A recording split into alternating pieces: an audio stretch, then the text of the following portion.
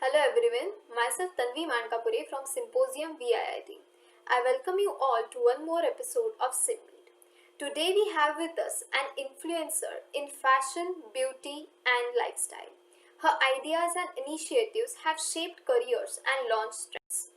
She has worked as an editor in Harper Bazaar and as editor-in-chief in Elle India.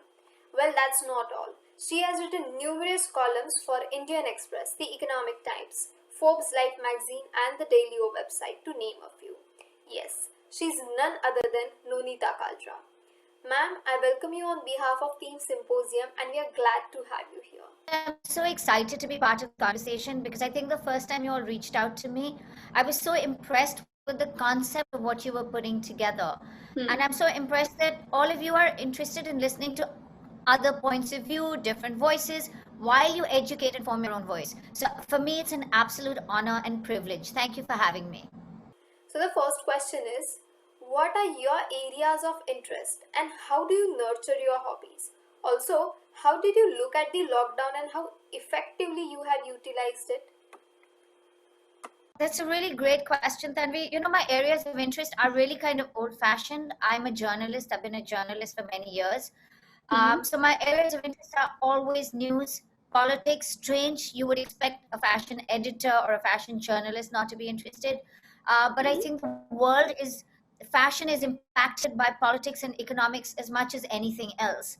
So it's been a really interesting time to watch the conversation around fashion change because all of you young people who are going to change the way we look at fashion are only interested in the question of sustainability. Our generation screwed up the earth for you, but all of you are fixing your planet because you know you're the only people who can fix the planet. So it's been really interesting to watch the conversation around fashion turn into not only sustainability, but rewear, reuse, recycle. So I mean, I think that that's what's been keeping me busy, talking to young people, reading columns, seeing how fashion and consumption patterns have changed, watching fashion weeks digitally, right? The whole world has changed. So I think if someone says they haven't been busy during this time, it's either because they've been living under a rock or they're determined not to engage with the world. But the world has really been exciting, dynamic, and static at the same time. What makes a content good? And what are your ways of measuring or judging the acceptance by the readers? You know, the rules for good content are the same. They have never changed, whether you're talking about the old times when we all read newspapers or now when we create online. Um, Good content is always something that's engaging, right? If there is an emotional response, let's forget about a mental response or an intellectual response. If there's an emotional response, that is good content, right? Whether it's a story in politics and you're writing the story of a politician and how he spends his day or what inspires him. When you think about the story of Mahatma Gandhi, he's very inspiring, but he holds your heart. The stories of Mahatma Gandhi lie in your heart. They don't lie in your brain. They inspire you from here. So that's good content. It's stuff that will engage with your brain, that will make you feel something. Good content always comes from a place of honesty and integrity. Because let me tell you something, in all my years, what you all bring to the table, and that's the reason I wake up at 4. I work with very young people. They're so smart. I wake up and work so that I can deserve their respect every morning. I can't take it for granted. So good content for all of you is something that's honest, that has integrity. It's really amazing how you have explained it. I'm trying to be a vlogger, so this is really going to help me now. Great. I can't wait to see what you write. Moving on to the next question. I'll definitely try my best now. This has really been motivating. Okay, so moving on to the next question. You have been at the top of Elle India for more than a decade. Could you share some of your things you have learned and your experiences with us? You know, I've been really lucky. I worked with Elle for 13 years and Harper's Bazaar for 4. So that's a total of 17 years as the editor of leading global fashion magazines. And I think the first thing you learn is that you're only, I have worked with the smartest young women. Tanvi, they have all come in and insisted I hire them. They have all argued with me, which is fabulous. And that's what you learn if you want to be successful. You have to listen to your team. You have to encourage them to fight with you. And then eventually you have to let them do what they want to do. The greatest learning experience for me was that all of us have an individual way of working and it should be rigid. So that's what I was trying to tell you. I work well in the morning. Many people work better in the evening. Respect it. Respect it. Right. Let people find their own creative voice in their own creative way. That was a really wonderful part of working with young people, just the challenge of deserving respect every day. I also learned that you can build some incredible properties. You know, we did the Elle Breast Cancer Award, we did the Elle Beauty Awards, we did the Elle Style Awards, Elle's 50 Most Stylish.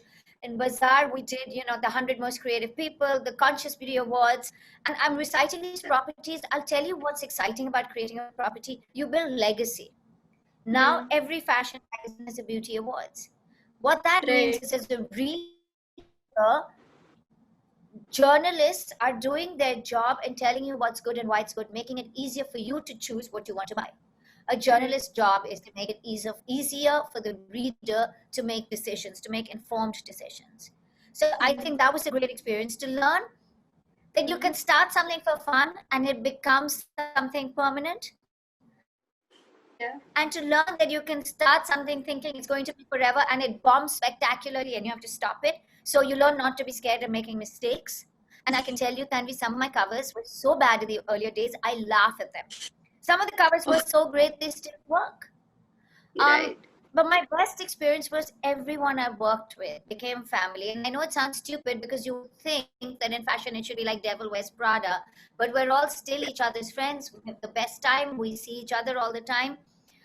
And it's the friendships you make at work that are really valuable, because these are colleagues that will help your mind grow. And I think as college students, you're seeing this now.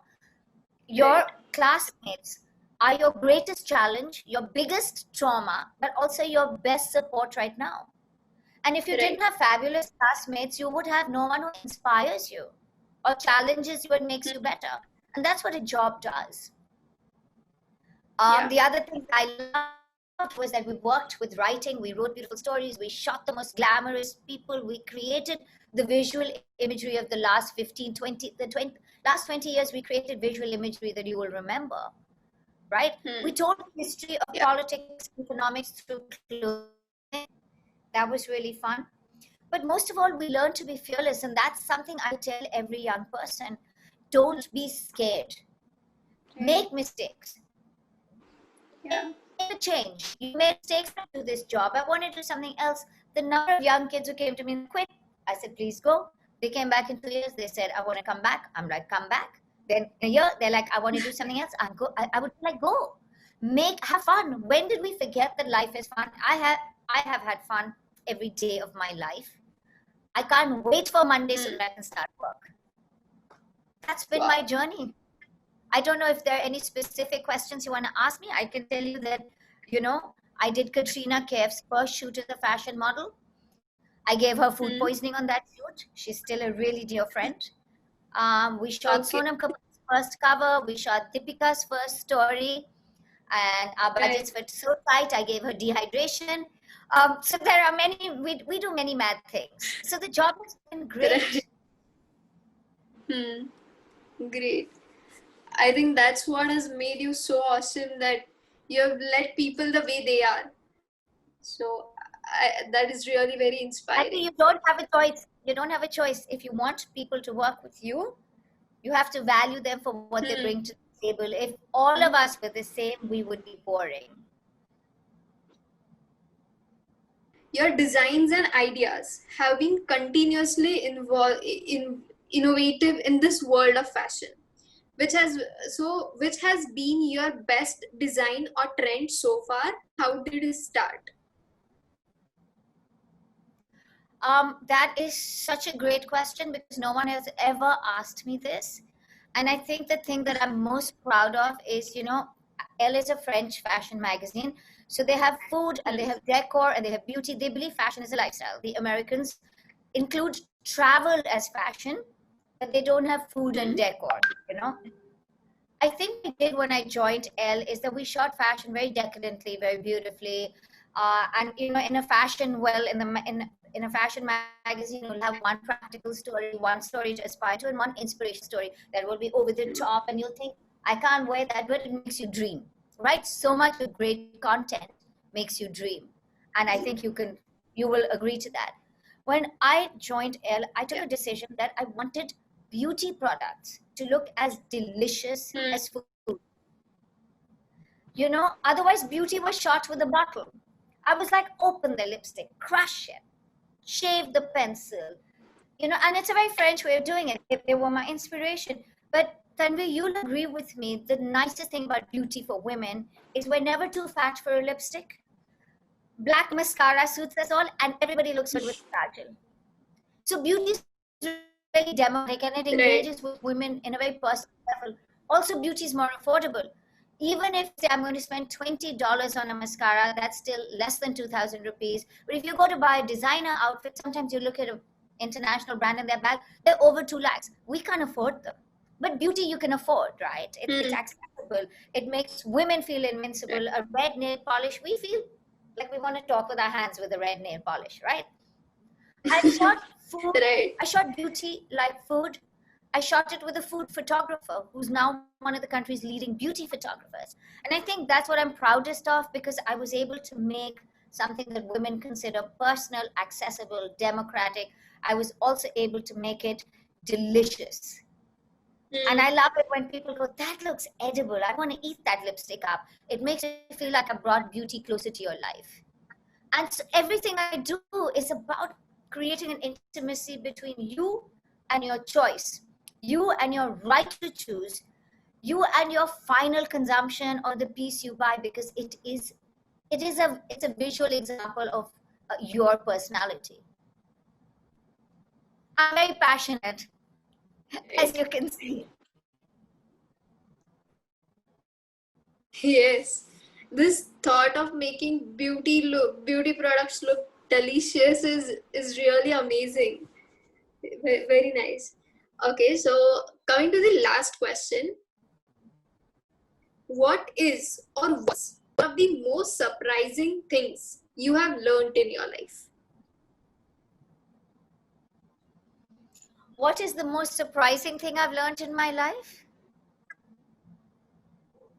Wow, that is such a great question. You know, at one level, I'm always surprised pleasantly at how incredibly talented people are. And let me tell you, I've worked with some of the best brains, right? So I keep thinking, no one can be better than this one. They're so fabulous. This one's the best stylist. This one's the best art director. This one's the greatest creative director. And then you meet the next generation of young people and you go, how are you thinking like this? How are you so smart? And what a lovely way to be surprised, Tanvi, but by the elegance and the intelligence of people. I'm always blown away, and I think that's been my consistent pleasant surprise.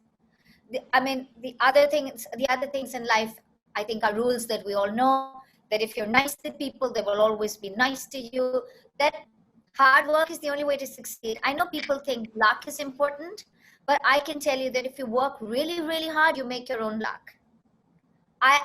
No one has given me, I grew up in Delhi where my parents knew everybody. I moved to Bombay so that nobody knew me. I didn't want anyone to hear my name and say, are you so-and-so's daughter? Are you so-and-so's granddaughter? I was anonymous in Bombay, but I will tell you this, I worked 20 hours out of 24 because I was obsessed. And I have been very grateful for the opportunities that came to me, but I've worked really hard. So that's been the fun part of my life. But the best surprise has been how smart all the young people are that I've worked with, how individually they have formed teams and pushed conversations. And I'm so pleasantly surprised to see that a handful of young people like you can come together and make change happen. It makes me feel so positive and energized. Thank you so much, ma'am. Thank you. It means a lot. Yes, It would be great. Thank you.